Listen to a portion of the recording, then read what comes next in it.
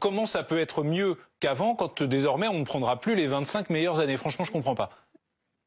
Si, parce qu'on passe par un système de points. Et donc la valeur du point fait que ça va permettre de valoriser toutes les années. Si on ne passait pas par les points, ça ne marche pas parce que la valeur aujourd'hui, on compte les salaires, mais on ne compte pas la valeur en matière de salaire. Je m'excuse, c'est un peu technique, mais donc par le système de points, par la valeur de points, on peut tout à fait faire en sorte que l'ensemble de la carrière soit égal ou supérieur à aujourd'hui par le système actuel. On prend certes des années, mais pas tout. Par exemple, pour les fonctionnaires, aujourd'hui, on ne prend pas les primes. Donc, en fait, certes, on prend les 6 derniers mois, mais comme il y a toute une partie du salaire qu'on ne prend pas en compte, eh bien finalement, ils sont pénalisés aujourd'hui. Donc, mais évidemment, le système va être calibré pour que les retraites soient tout à fait comparables demain, et pour certaines catégories, les plus lésées, que ça soit beaucoup mieux qu'aujourd'hui. Pourquoi il y a un âge pivot qui est sur la table? Parce que le sujet, c'est l'équilibre du système dans la durée.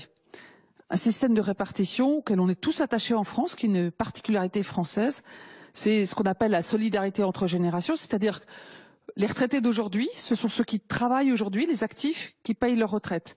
Demain, ceux qui travaillent aujourd'hui, c'est nos enfants, nos petits-enfants qui vont payer cette retraite.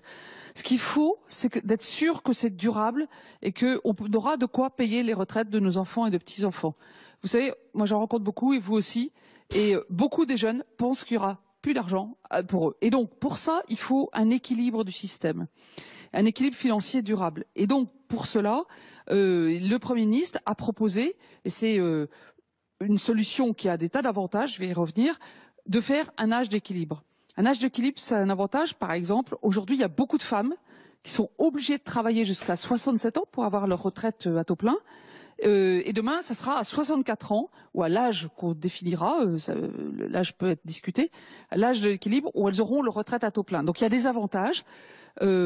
Historiquement, lorsque les partenaires sociaux ils ont travaillé sur ces sujets, où ils augmentaient l'âge de départ à la retraite, où ils baissaient les pensions, où ils augmentaient les cotisations.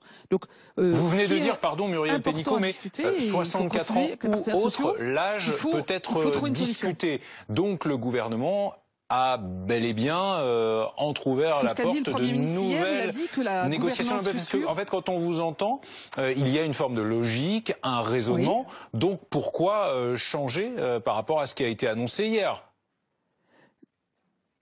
Parce que le Premier ministre l'a dit hier dans la gouvernance, c'est-à-dire où il y aura patronat, syndicats du secteur public et du secteur privé, dans la future gouvernance, ils auront à discuter ces sujets-là, y compris l'âge d'équilibre, parce qu'il peut évoluer dans le temps.